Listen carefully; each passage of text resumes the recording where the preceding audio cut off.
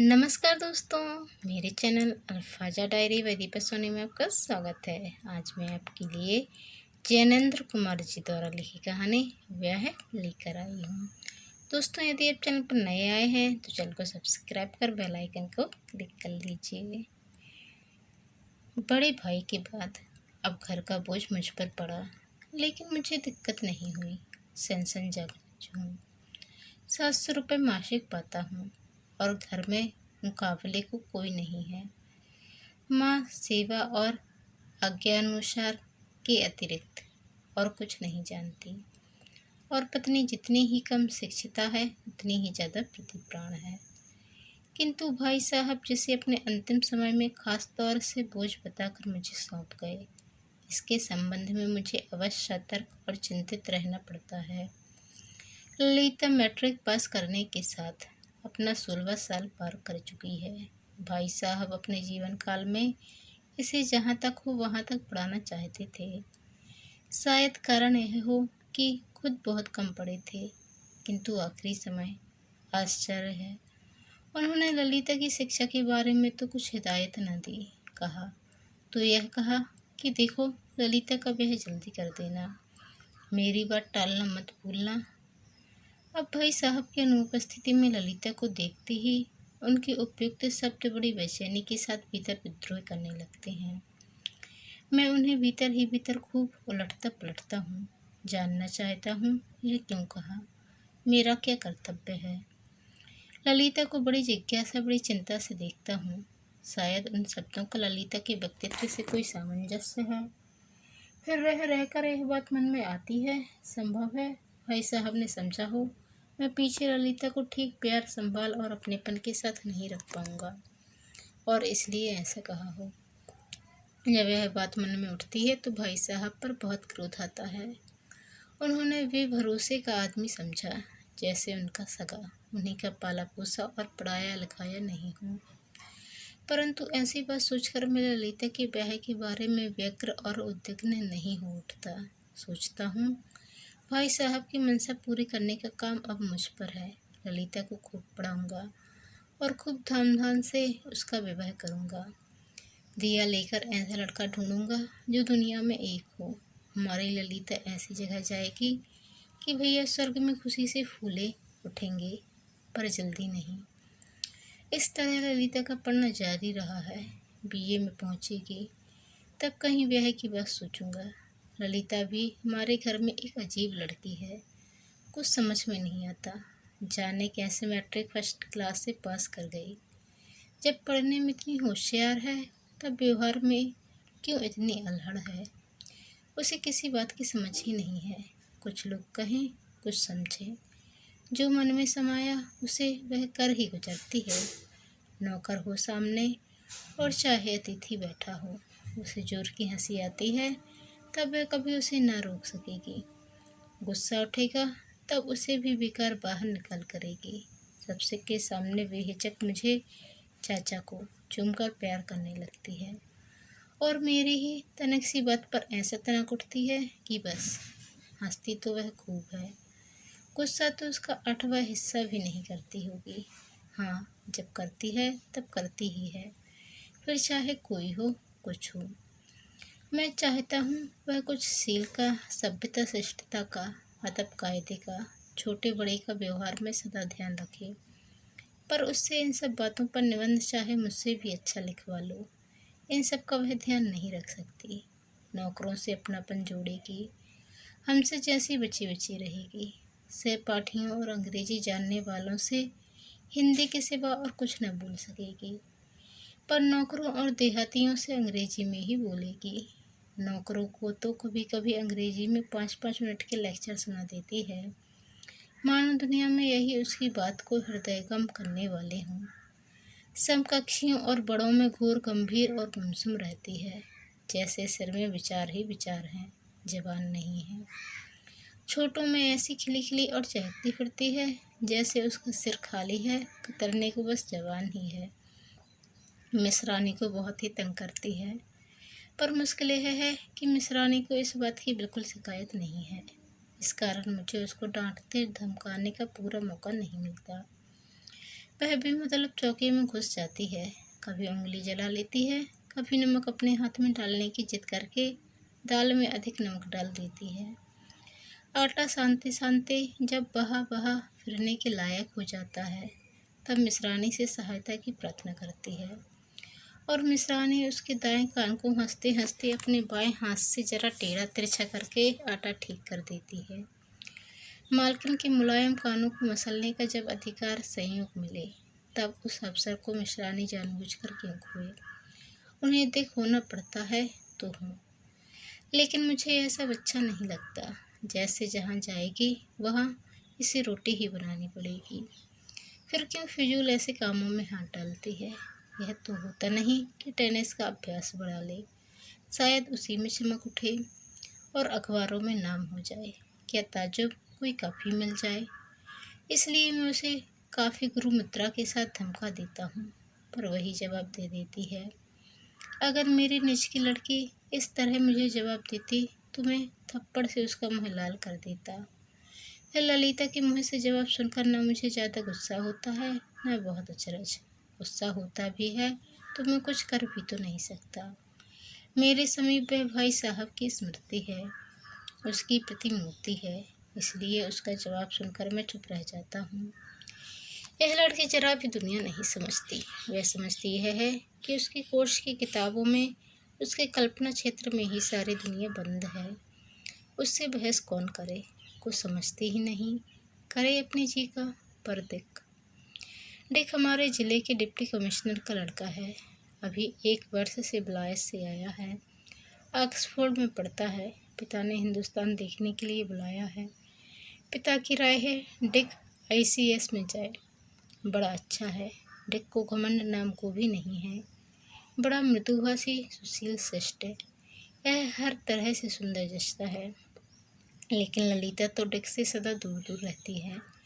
यह नहीं कि उससे बोलती नहीं, मौके पर खूब बोलती है, पर उस बोलने के बीच में लाकर ही वह अपने और डिक के बीच अनुलंघनीय अंतर डालने का उपक्रम करती रहती है। डिक से ही सुना है, यह भी जानता हूँ कि डिक इस अंतर को जितना ही अनुलंघनीय पाता है, उतना ही देखता है कि एक अनिश्चित चाह उसे और व्यवस्था से चाबुक मार मार कर भड़का रही है। इधर ललिता में एक अंतर देख पड़ने लगा है।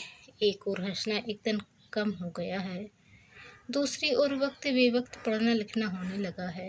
अब वह बहुत पढ़ती है, मानो जी उचाट रहता हो और उसी को जबरदस्ती लगाए रखने के लिए ये सब प्रयत्न और प्रपंच किए जाते हों। इधर एक खबर डिक के बारे में भी लगी है।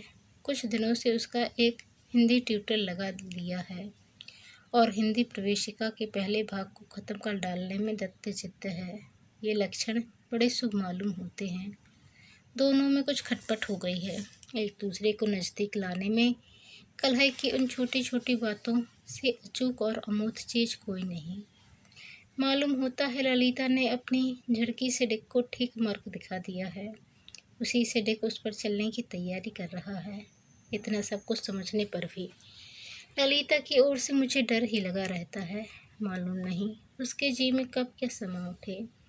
मालूम नहीं वह किस किस लोक में रहती है, किस प्रणाली से सोचती है। उसके जी का भेद मैं नहीं समझ पाता। मैं कचहरी से आकर पूरे कपड़े तक नहीं उतार पाता कि ललिता बेधड़क मेरे कमरे में आकर अपनी मेज की शिकायत करने लगी। चाचा जी, मैंने कितनी बार आपसे मेज ठीक करवा देने के लिए कहा, आप ध्यान नहीं देते। यह कैसी बात है। मैं जानता हूँ मुझसे कई बार कहा गया है, फिर भी मैंने कहा अच्छा अच्छा अब मैं करवा दूँगा। कब से अच्छा ही अच्छा हो रहा है, अभी करवा के दीजिए। अभी? अच्छा अभी सही। सही वही नहीं, मैं अभी करवा लूँगी। आप तो यूँ ही टालते रहते हैं। अब नहीं टालूँगा बस। नहीं, अभी मिस्त्री काम से लौटे होंगे, अभी कौन मिलेगा। मिस्त्री 10 मिल जाएंगे, मिल जाए तो लगा लूँ। हाँ हाँ लगा लो। यह कहकर उसे टाला, कपड़े उतारे, हाथ मुँह धोया और अखबार लेकर इजी चेयर पर पड़ गया। कुछ देर बाद खटखट की आवाज़ कानों में पड़ी। नेशन में अग्रलेख का तर्क मुझे ठीक नहीं लग रहा था। उसे पढ़ते पढ़ते ऊँघ सी आने लगी थी। तभी खुटखुट का शब्द सुनकर अंदर पहुंचा। क्या है ललिता, कहता हुआ मैं उसके कमरे में चला गया। देखा एक बड़े काम में लगा है। आपने कहा था ना कि मिस्त्री को काम में लगा लेना। कहा था तो कहा होगा, पर मुझे उसकी याद नहीं थी। बोला, तो तुम लपक कर उसे बुला भी लाई? मन्नू तैयार ही बैठा था। नहीं, जाते देखा बुला लिया। दिन भर काम करके घर लौट रहा होगा, सो तुमने बुला लिया। बेचारे मजदूर पर कोई दया नहीं करता। तुम्हारा क्या होगा? कोई बेकार थोड़ी ही है, उजरत भी तो दो दी जाएगी, यह तो उसमें खुश ही होगा। मुड़कर उसने मिस्त्री से पूछा, क्यों बाबा? मिस्त्री बूढ़ा सिख था। बड़ी लंबी सफ़ेद दाढ़ी थी, सफ़ेद ही साफा था। आंखों में स्नेह और दीनता का रस था। ललिता का प्रश्न सुनकर उसने ऐसे देखा मानो उसकी आंखों में की दीनता और स्नेह एकदम झलक आए हैं। ललिता से हर्षी लहरा दी। उसने कहा, नहीं बेटी, मुझे सवेरे से कोई काम नहीं मिला। मेरा घर यहाँ नहीं है, बहुत दूर है। पेशावर तुमने सुना होगा, उसके पास अटक है। अटक के पास मेरा घर है। दरिया सिंध इसको छूकर बहता है। मैं यहाँ आज ही आया हूँ। काम न मिलता तो जाने मेरा क्या होता। दरिया सिंध के किनारे वाले हिंदुस्तान के छोर पर के गांव से यह बुढ़ा सिख नर्मदा के किनारे के हिंदुस्तान के बीचों बीच बसे हुए इस होशंगाबाद में इस प्रकार भी पैसे किस आफत का मारा आ पहुँचा, यह सब जानना मुझे आवश्यक न जान पड़ा। अब ललिता ने कुदेर कुदेर कर उसकी कहानी पूछी। मैंने भी सुनी। जब वह बुढ़ा नहीं था, जवान था, तब की बात है। दरिया में बाढ़ आ गई, झोपड़ा बह गया, खेत डूब गए। वह, उसकी घरवाली और उसका एक छोटा लड़का, इन तीनों ने एक दूर गांव में जाकर आश्रय लिया। पर खाएं कहाँ से? जो थोड़ा बहुत नगद बाढ़ के मुँह से बचा कर ले आ सके थे, उससे ही बैठकर कब तक खाएंगे? ऐसी ही चिंता के समय उसे एक तरकीब सुझाई गई। मदरसा चला जाए तो वहाँ बहुत आदमियों की ज़रूरत है, खूब तनख्वाह मिलती है और सहूलियतें हैं, खूब आराम है। थोड़े ही दिनों में मालामाल होकर लौट सकेगा। मद्रास पहुँचा, वहाँ से फिजी। घर से निकलने पर यह सब उसके बस का नहीं रह गया था कि वह फिजी न जाए। तब फिजी न जाता तो शायद जेल जाना पड़ जाता। ताज्जुब नहीं, जान से हाथ धो बैठने का मौका आ जाता। फिजी में काम किया, पीछे से वहाँ कमाने का मौका हो सकता था, पर बच्चे की घरवाली की याद ने वहाँ रहने न दिया। जहाज के टिकट भर का पैसा पास होते ही वह चल दिया। मद्रास आया। आरी और वसूलों की सहायता से उसने मद्रास में 1 महीने तक अपना पेट भरा और उसने ही 1 महीने में बम्बई जाने तक का किराया जुटाया। बम्बई में जैसे तैसे पेट तो भर सका। लाख कम खाने, 1000 ज़्यादा करने पर भी वह ऊपर से कुछ ना जुटा सका। आखिर लाचार हुए टिकट चल दिया। होशंगाबाद में टिकट वालों ने उतार दिया। वहाँ से वह अपने औजार संभाले चला आ रहा था। बहुत समझो, उसकी वह पूंजी रेल वालों ने छोड़ दी। कहानी सुनकर बूढ़े पर दया करने को मेरा जी चाहा। पूछा, ललिता, इसे कितने में तय किया था? ठहराया तो कुछ नहीं। नहीं ठहराया? नहीं। अच्छा, जो ठहराया जाए उससे 1 आना ज़्यादा देना। मुझसे अच्छा कहकर सिख ने उससे पूछा, बाबा तुम यहाँ रहोगे? ना बेटी। क्यों बाबा? घर तो अपना नहीं है। घर क्या छोड़ा जाता है? फिर बच्चे को कब से नहीं देखा? 20 साल हो गए। बाबा क्या पता वह मिलेगा ही, 20 बरस थोड़े नहीं होते। हाँ, क्या पता, पर मैंने अपने हिस्से की काफ़ी आफत भुगत ली है। परमात्मा अब इस बुढ़ापे में उसका बचा खुचा नहीं छीन लेंगे। मुझे पूरा भरोसा है वह मुझे ज़रूर मिलेगा। हाँ, उसकी माँ तो शायद ही मिले। ललिता के ढंग से जान पड़ा, वह इतनी थोड़ी सी बात करके संतुष्ट नहीं हुई। वह उस बुढ़े से और बात करना चाहती है, पर मुझे तो समय वृथा नहीं गंवाना था। मैं फिर 1 आना ज़्यादा देने की हिदायत देकर चला आया। यह बुढ़ा तो धीरे धीरे मेरे घर से हिलने लगा। ज़्यादातर घर पर देखता, किसी न किसी चीज़ को ठीक करता। उसने घर के सारे बक्सों को पॉलिश से चमकाकर नया बना दिया। नई नई चीज़ें भी बहुत सी बना दी। वह ललिता का विशेष कृपा पात्र था और ललिता उसकी विशेष कृतज्ञता पात्र थी। उसने एक बड़ा सिंगारदान ललिता को बनाकर ललिता को दिया। और केस वक्स मेरे लिए, हेयर स्टैंड, खूटियाँ वगैरह चीज़ें बना कर दी। मैंने भी समझा कि वह अपने लिए इस तरह खामख्वाह मजदूरी बढ़ा लेता है। चलो, इसमें गरीब का भला ही है, लेकिन हर एक चीज़ की हद होनी चाहिए। गरीब की भलाई की जहाँ तक बात है, वहाँ तक तो ठीक, पर उनसे दोस्ती सी पैदा कर लेना, उसको अपना ही बना बैठना, यह भी कोई बुद्धिमानी है? पर अल्हड़ ललिता यह कुछ नहीं समझती। उसका जो अब ज़्यादा समय उस बुढ़े से ही छोटी मोटी चीज़ें बनवाने में, उससे बात करने में बीतता है। मैं यह भी देखता हूँ कि बुढ़ा दीनता और उम्र के अतिरिक्त और किसी बात में बुढ़ा नहीं है। बदन से खूब हट्टा कट्टा है, खूब लंबा चौड़ा है, दाढ़ी मूँछों से भरा हुआ। उसका चेहरा एक प्रकार की शक्ति से भरा है। यह मुझे अच्छा नहीं लगता, इसलिए मैंने उसे एक दिन बुलाकर कहा, बुढ़े, अब गांव कब जाओगे? गांव कैसे जाऊंगा जी गांव? क्यों जी? देखो, थोड़ी बहुत मदद की ज़रूरत हो तो मैं कर दूंगा, पर तुम्हें अब अपने बच्चे के पास जाना चाहिए, और यहाँ जब काम होगा बुला लूँगा। तुम्हारा फिजूल आना जाना ठीक नहीं। बुढ़ा इस पर कुछ नहीं बोला, मानो उसे स्वीकार है। उसके बाद वह घर पर बहुत कम दिखता। एक बार आया, तब मैंने जवाब तलब किया, बुढ़े क्यों आए, क्या काम है? जी, बिटिया ने बुलाया था। बिटिया? कौन बिटिया? वही आपकी। देखो बुढ़े, गुस्ताखी अच्छी नहीं होती। इस पर बुढ़ा बहुत कुछ गिड़गिड़ाया। गुस्ताखी नहीं, गुस्ताखी। और उसने बहुत सी सफ्तें खाकर विश्वास दिलाया कि वह कभी हमारे बराबर नहीं समझ सकता। आप तो राजा हो, हम किंकर नाचीज हैं, और वह तो मालकिन है, साक्षात राजरानी है, आदि। और अंत में धरती पर माथा टेक कर वह चला गया। बुढ़े की ओर से मुझे मुक्ति मिली, पर उसी रात को मेरे पास आया डिक। उसने बताया कि वह हिंदी शिक्षा वाली 2 भाग खत्म कर चुका है। वह और भी जो ललिता की आज्ञा हो करने को तैयार है। वह अब जल्दी ही इंग्लैंड वापस चला जाएगा, पर ललिता के बिना कैसे रहेगा? उसने अपने पैसे के, अपनी योग्यता की, अपनी स्थिति के, अपने बुढ़प्पन के वर्णन संक्षेप में पेश किए, अपना प्रेम बताया और उसके स्थायित्व की शपथ खाई। इस तरह अपना संपूर्ण मामला मेरे सामने रखने के बाद मेरी सम्मति चाहिए, पर मेरी सम्मति का प्रश्न नहीं था। मेरी तो उसमें हर तरह की सम्मति थी। मैंने उसे आश्वासन दिया, कल ललिता से जिक्र करूँगा। वह बोला, देखिए, मैं नहीं जानता क्या बात है, पर मुझे ललिता अवश्य मिलनी चाहिए। मेरी उससे वह खूब बातें हुई हैं, खूब हुई हैं। वह मेरे गोरेपन से घबराती है, पर मैं उससे कह चुका हूँ, आपसे कहता हूँ कि इसमें मेरा दोस्त तो है नहीं। फिर मैं हिंदी सीखता जा रहा हूँ। वह कहती है मुझ में और उसमें बहुत अंतर है। मैं मानता हूँ है, ना होता तो बात ही क्या थी, पर हम एक हुए तो मैं कहता हूँ सब अंतर हवा हो जाएगा। वह जो चाहेगी सो ही करूँगा। मैंने उसे विश्वास दिलाया, मैं अपने भरसक प्रयत्न करूँगा।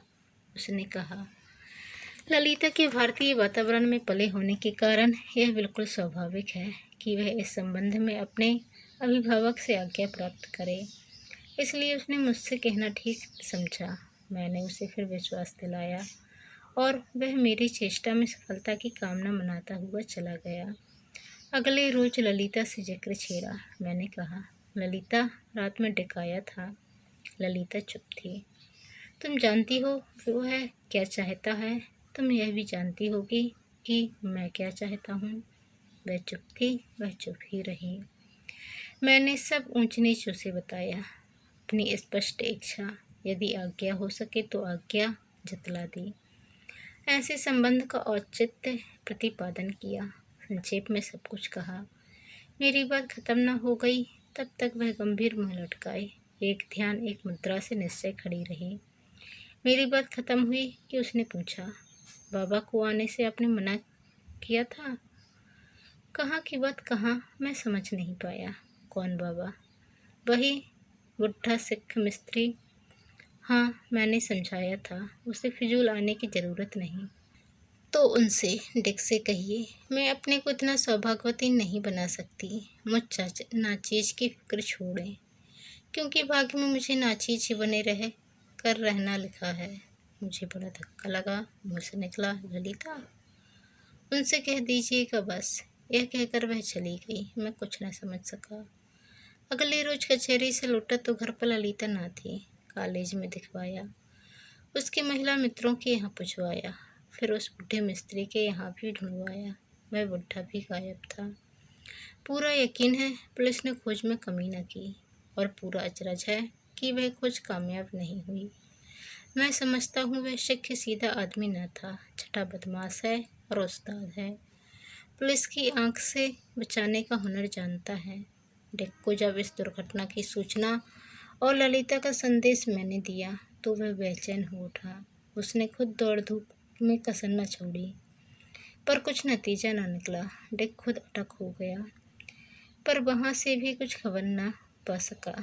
हम सब लोगों ने स्त्रियों के भागे जाने और बेच दिए जाने की खबरों को याद किया, और यद्यपि इस घटना को उन विवरणों से हम पूरे मेल न मिला सके, फिर भी समझ लिया कि यह भी एक वैसी ही घटना हो गई है।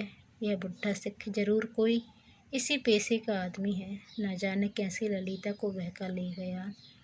इसमें कोई महीने भर बाद की बात है। एक दिन मेरे अदालत के ही कमरे में डिक ने आकर मुझे एक तार दिखाया। कैम्बेलपुर के कलेक्टर का तार था। उक्त विवरण की लड़के के साथ एक बुढ़ा सिख गिरफ्तार किया गया है। वह गिरफ्तार करके होशंगाबाद ही लाया जा रहा है। लड़की ने मुझसे कलेक्टर से बोलने से इनकार कर दिया है। इससे मैं उसे समझाकर होशंगाबाद न भिजवा सका। हमें बड़ी खुशी हुई। डिक फौरन ही कैम्बलेपुर जाने को उतावला हो उठा, पर मैंने रोक दिया। पहले तो उसे आ जाने दो, देखें कौन है कौन नहीं। इसके तीसरे रोज मुझे ललिता की एक चिट्ठी मिली। चिट्ठी बहुत संक्षिप्त थी।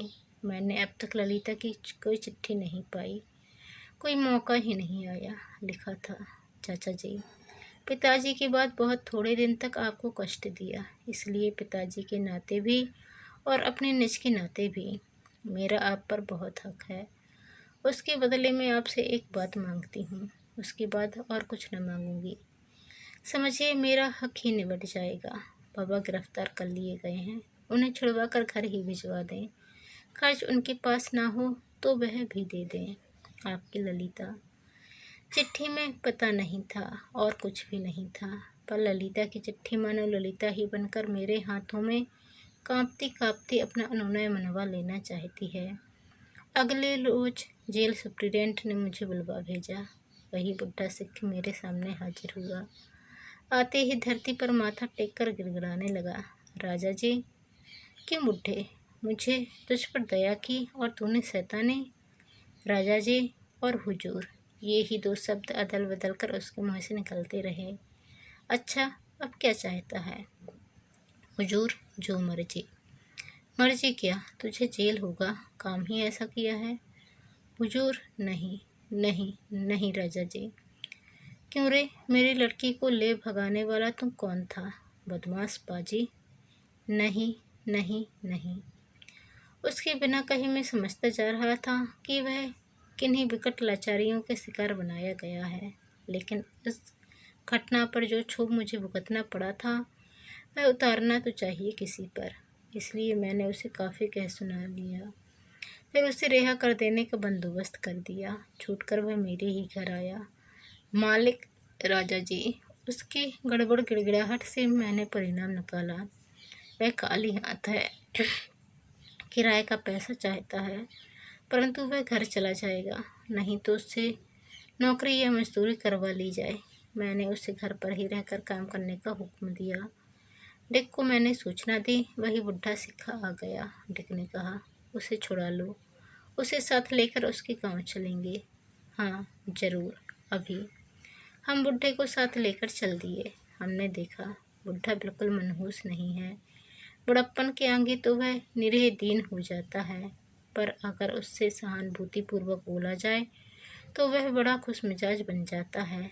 उसने सफ़र में तरह तरह से हमारी सेवा की, तरह तरह के किस्से सुनाए, लेकिन उस खास विषय पर किसी ने जिक्र नहीं उठाया। मानो वह विषय सबके हृदय में इतना समीप है कि जरा उंगली लगी तो वह कसक उठेगा। सिंध गहराता हुआ बह रहा है और हम स्लेट के पत्थरों के बीच एक पगडंडी से चुपचाप जा रहे हैं पैदल। एक छोटे से गांव के किनारे हम आ गए। 25-30 घर होंगे, नीची छतें हैं, उनसे भी नीचे द्वार। शाम को गई है हरित भीम का उत्तुंग पर्वतमालाओं की गोद में, इस प्रशांत सिंध संध्या में यह खेड़ा, इस अजय प्रवाह में बहते हुए सिंध के किनारे, विश्व के इस एकांत शांत अज्ञात और गुपचुप छिपे कोने में, मानो दुनिया की व्यवस्था और कोलाहल के प्रतिवाद स्वरूप विश्राम कर रहा है। प्रकृति स्थिर, निर्विघ्न, निश्चेष्ट, मानो किसी सजीव राग में तन्मय हो रही है। यह खेड़ा भी मानो उसी राग हारमोनी में, मौन समारोह में योग दे रहा है। इन मुट्ठी भर मकानों से अलग टेकड़ी सी ऊंची जगह पर एक नया सा झोपड़ा आया और बुढ़े ने हमें खबरदार कर दिया। बुढ़े ने उंगली ओंठों पर रख संकेत किया, हमको यही चुप ठहर जाना चाहिए। हम तीनों खड़े हो गए, मानो सांस भी रोक लेना चाहते हैं। ऐसे निस्तब्ध भाव से नई आवाज़ आई, अभी नहीं, सबक खत्म कर दो तब चलेंगे। अहो, ललिता की आवाज़ थी। डिक का तो कलेजा ही उछलकर मुँह तक आ गया, पर हम सब ज्यों के त्यों खड़े रहे। एक भारी अनपढ़ दबी, मानो आज्ञा के बोझ से दबी आवाज़ में सुनाई पड़ा, दिस इज अ चेयर। हाँ, चेयर, ठीक, चेयर, गो ऑन।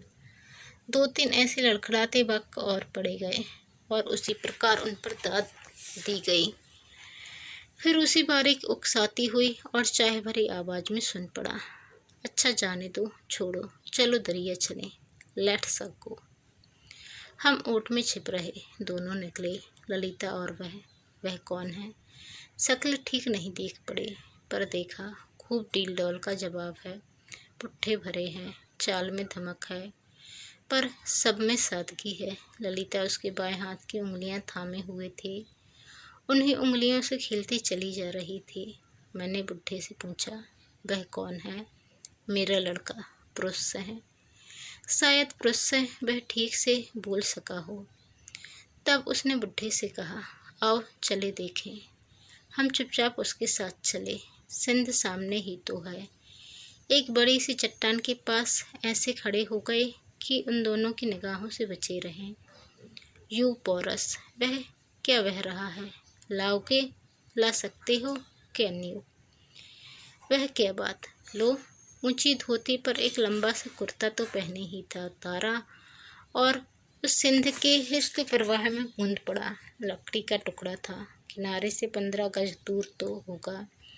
हमारे देखते देखते ले आया, हंसता दौड़ता आया ललिता के पास, बोला, ले आया बस, पर दूंगा नहीं। इतना कहकर फिर उसने वह लकड़ी भरपूर रूप से धार में फेंक दी। ललिता ने कहा, यू नोटी। मैं अपने को संभाल न सका, चट्टान के पीछे से ही बोल पड़ा, यू नॉटीएस्ट। और बोलने के साथ ही हम तीनों उसके सामने आविर्भूत हो पड़े। Hello uncle, and oh hello you Dick, how ye do your Dick, and oh my dear father, what luck. कहकर उसने बुढ़े का हाथ चूमकर पहले अभिवादन किया। See you, my porous Dick, King Porous of history. Mind you, is he not as fair as you? Dick को वगमिनूर छोड़ पेरिस की ओर मुड़कर इंट्रोडक्शन देते हुए कहा, My uncle, मेरे चाचा, and that my dear friend Dick, और वह डिक, मेरा खूब प्यारा दोस्त। घुटने से ऊपर लाई हुई गीली धोती और नंगा बदन पूरस। डिक अंग्रेज और मुझ जज के सामने इस परिचय पर हंस दिया, मानो उसे हमारा परिचय खुशी से स्वीकार है। रेख अभी नहीं फूटी है, बदन और चेहरा भरा पूरा है, आंखें भोलेपन और खुशी से हंस रही हैं। मुझे यह मानव मूर्ति स्वास्थ्य और सुख और प्रसन्नता से खिली हुई, मानो गढ़ी हुई वह प्रकृति मूर्ति अरुचिकर न जान पड़ी। पूरस, चाचा को सर नवाओ। उसने दोनों हाथ जोड़कर समस्त सर झुका दिया। तब डिक का हाथ बढ़ा, पूरस का हाथ बढ़ा, पूरस का हाथ सेक करते हुए कहा, पूरस तुम राजा है, हम हारता है और हम खुश है। पोरस का हाथ वैसे ही थामे हुए ललिता की ओर मुड़कर कहा, Lalita dear, I congratulated you on your teacher, on your victory, on your king. In truth I do. Here my hand. और ललिता का हाथ झकझोर दिया। तो दोस्तों, आपको ये कहानी कैसी लगी कमेंट कर ज़रूर बताएं। चैनल पर नए आए हैं तो चैनल को सब्सक्राइब कर बेल आइकन को क्लिक कर लें। धन्यवाद। जय हिंद।